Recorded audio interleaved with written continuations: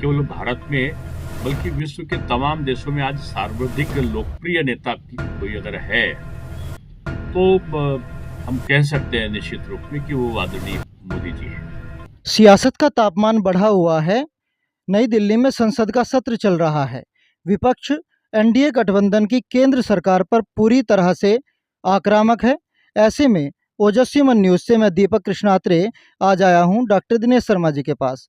Doctor Dinesh Sharma ji जो राज्यसभा सांसद हैं, उत्तर प्रदेश जैसे बड़े राज्य के उप मुख्यमंत्री रहे हैं और भारतीय जनता पार्टी के वरिष्ठ नेता हैं। ऐसे डॉक्टर दिनेश शर्मा जी जिन्हें पार्टी विभिन्न दायित्व देकर देश के विभिन्न राज्यों में बड़े बड़े दायित्व सौंपती रही है, आज उन्हीं से हम सियासत की चर्चा करेंगे। डॉक्टर शर्मा जी, सबसे पहले तो मैं आपको बधाई देना चाहूँगा कि केंद्र में तीसरी बार लगातार मोदी जी की सरकार बनी है। निश्चित रूप में शायद देश की आज़ादी के बाद दूसरा ये पड़ाव है।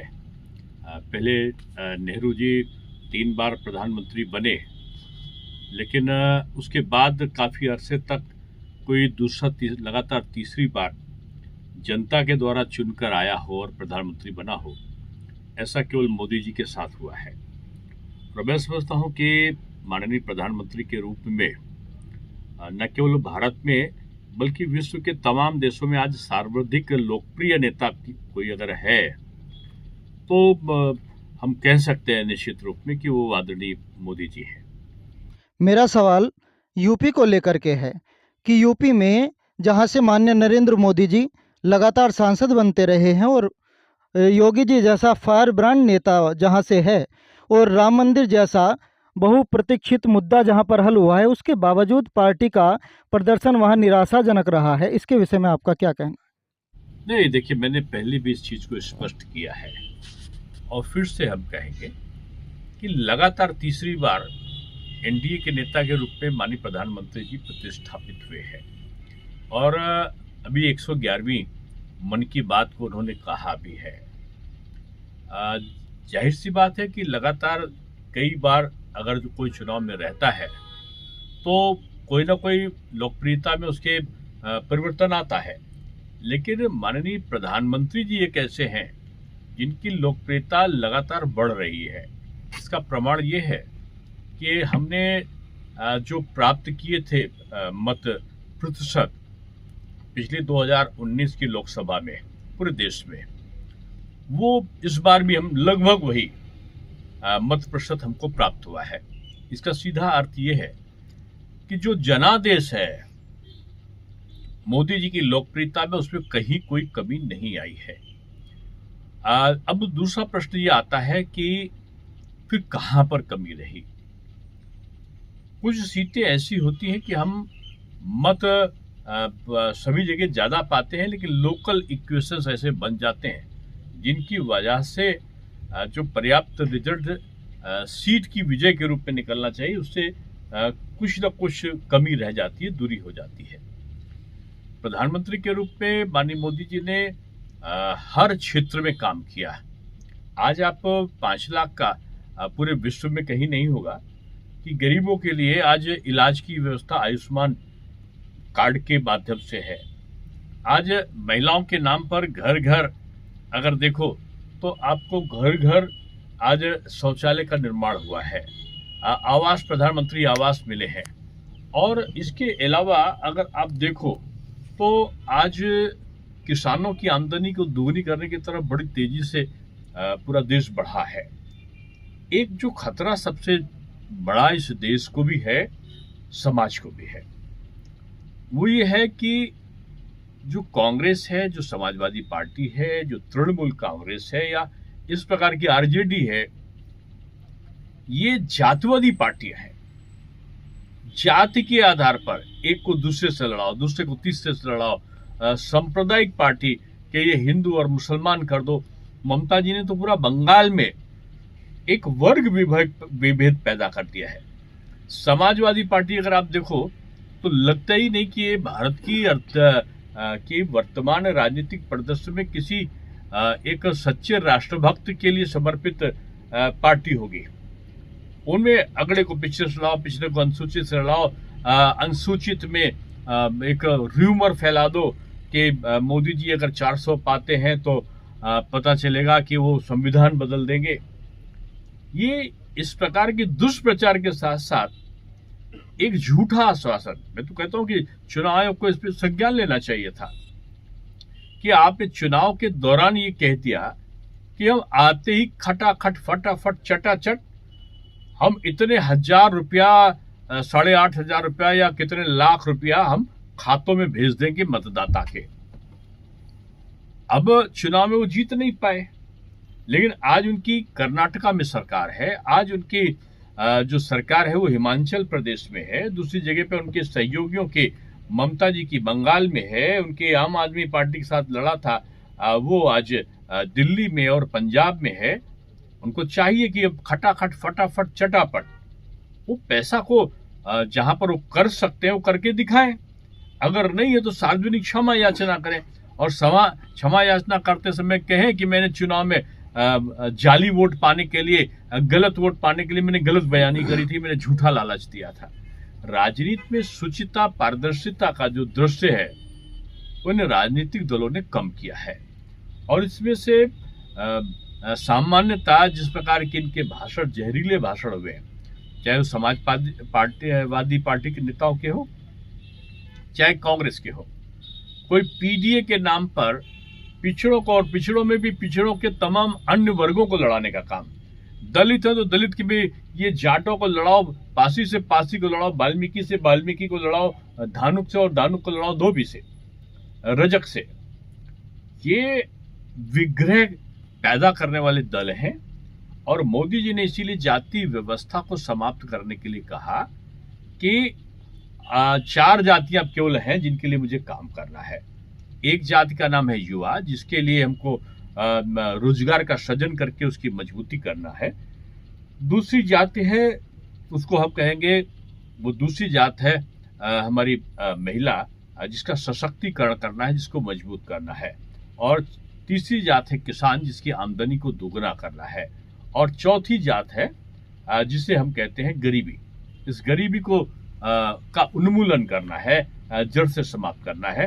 ये 4 जाति के अलावा ये ना अगड़ा है, ना पिछड़ा है, ना अनुसूचित है, ना दलित है, इसको उससे लड़ा, उसको उससे लड़ा नहीं हो सकता।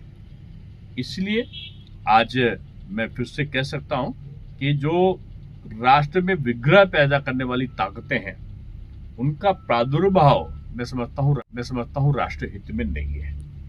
कहीं ना कहीं कार्यकर्ताओं की उपेक्षा के आरोप लगते रहे हैं। कहा जाता है कि जब कार्यकर्ता तन मन धन से पार्टी के लिए जुटता है, लेकिन जब अपना काम कराने के लिए जाता है तो उसको रूल बुक थमा दी जाती है। प्रशासन भी कार्यकर्ता की बात नहीं सुनता है। इस विषय में आपका क्या कहना है? देखिए, मैं ये तो नहीं कहूंगा कि 100% कार्यकर्ता का कार्य होता है, लेकिन सबसे ज्यादा किसी भी पॉलिटिकल पार्टी में कार्यकर्ता का सम्मान है तो वो भाजपा में है। और उसका कारण भी एक यही है कि बीजेपी के कार्यकर्ता कभी गलत काम के लिए आता ही नहीं है। दूसरी चीज, बीजेपी का कार्यकर्ता कभी किसी राजनीतिक स्वार्थ के कारण वो पार्टी से नहीं जुड़ता, वो एक आइडियोलॉजी के साथ में बीजेपी से जुड़ता है और उस आइडियोलॉजी के आधार पर वो काम करता है। इसलिए हम लोग उसको कहते हैं सोने का कार्यकर्ता है।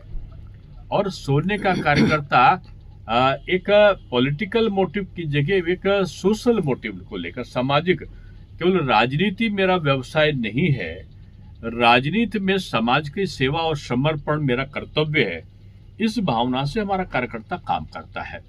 और मैं फिर कहूंगा कि जहां पर अगर कमी होती है तो मैं सभी पदाधिकारियों को हमेशा कहता आया हूं कि कार्यकर्ता का सम्मान जहां नहीं होगा वहीं पर पतन प्रारंभ होगा। मुझे खुशी है कि हमारे वहां पर संगठन का कार्यकर्ताओं के साथ सामंजस्य अच्छा है। कहीं कमी होगी तो उसको संगठन जरूर पूरा करेगा, दूर करेगा, लेकिन बीजेपी का कार्यकर्ता बीजेपी के लिए है, दूसरे राजनीतिक दलों के कार्यकर्ता की तरह नहीं है। जी, अभी संसद में आप देख रहे होंगे कि विपक्ष संविधान और नीट के मुद्दों को लेकर के बहुत ज़्यादा आक्रामक है।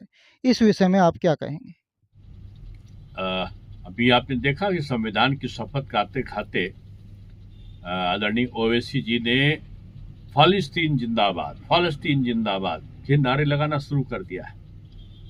ये संविधान का रक्षण का भाव लेकर जो लोग चल रहे हैं ना, राहुल जी से पूछो, ये लाल रंग की किताब जो दिखा रहे हो संविधान की, आपके नाना ने, आपकी दादी के पिताजी ने, आदरणीय नेहरू जी ने तो बाबा साहब भीमराव अम्बेडकर जो संविधान निर्माता थे उनको 2-2 बार हराया कि वो संसद में ना पहुंच पाए, उनकी बेइज्जती किया, वो ना जीतने पाए तो उनके खिलाफ सभा करी जाके, और वो 2 बार उनको अपमानित किया। किसी तरीके से वो केंद्र में ना पहुंचे, उनको मंत्री ना बनाना पड़े, वो कहीं दलित वोट ना काट ले जाएं। इसलिए वो संविधान का जिनके नाम पर आप आज हिला रहे हैं किताब, उनका इतिहास तो देखिए। अपने दादा की तरफ से आप क्षमा तो मांगो कि दादा ने बाबा साहब भीमराव अम्बेडकर जी के साथ गलत किया। आज मोदी जी ने भीमराव अम्बेडकर जी के जो पंच तीर्थ के रूप में, जो भगवान के तीर्थ होता है उस तरीके से सम्मान दे के पंच तीर्थ का निर्माण कराया है। जहां जहां बाबा साहब रहे वहां वहां के लोगों को वो कराया है। आज अगर आप देखो तो पिछड़े वर्ग को संवैधानिक दर्जा, पिछड़े वर्ग आयोग को संवैधानिक दर्जा देने का काम भाजपा ने किया है। आज इनको तकलीफ का एक है कि आज राष्ट्रपति महोदया हमारे आदिवासी क्षेत्र से आती है। प्रधानमंत्री जी कभी अपने को कहते नहीं है, लेकिन वो पिछड़े वर्ग से आते हैं, अति पिछड़े वर्ग से आते हैं। इनको आदिवासी और पिछड़े वर्ग के लोग सर्वोच्च स्थान पर अच्छे नहीं लगते। ये सपा, ये बसपा, ये मकपा, भाकपा, कांग्रेस, आप, जितने दल हैं उनका एक ही लक्ष्य था, इनके प्रकार मोदी जी ना आए। और यही बात चाइना भी कहता था, यही बात पाकिस्तान भी कहता था। विदेशी शक्तियां भी चाहती थी कि बीजेपी ना आए, और ये जो हमारे यहाँ के दल हैं विपक्ष के, ये भी चाहते थे ना आए। लेकिन भारत की जनता ने, जिसका मैं बार बार स्तुतिगान करूंगा, कि उसने एक एकजुट होकर अपना मत जो है वो पूर्व की तरीके से, 2019 की तरीके से उसने 2024 में भी बीजेपी को दिया, और लगभग उतने ही मत मोदी जी को मिले जितने पहले मिले थे। मेरा आखिरी सवाल है कि अभी हाल ही में यूपी की कई सीटों पर उपचुनाव है और 2027 में विधानसभा चुनाव में भी है, तो आगामी क्या रणनीति पार्टी की रहने वाली है और किन बातों में सुधार करके पार्टी चलेगी? देखिए, बीजेपी केवल उपचुनाव के लिए नहीं, बीजेपी तो 2027 के चुनाव की तैयारी भी उसने प्रारंभ कर दी है, और एक एक सीट का अलग अलग हम लोगों ने एक तरीके से समीक्षा प्रारंभ करी है। और मुझे पूरा विश्वास है कि हम अपने जो प्रतिष्ठा, केवल हमने उत्तर प्रदेश पे हमारी आशा के अनुकूल नहीं हुआ, हालांकि 2022 में जो हमें मतादेश मिला था, लगभग वही मत प्रतिशत इसके लोकसभा चुनाव में भी उत्तर प्रदेश में हमें मिला है। लेकिन फिर भी जहां पर भी कमी होगी, समीक्षा के बाद उसको हम लोग दूर करेंगे, और बीजेपी फिर से 2027 में 2/3 नहीं तो 3/4 बहुमत से आएगी, ऐसा मेरा पूरा विश्वास है।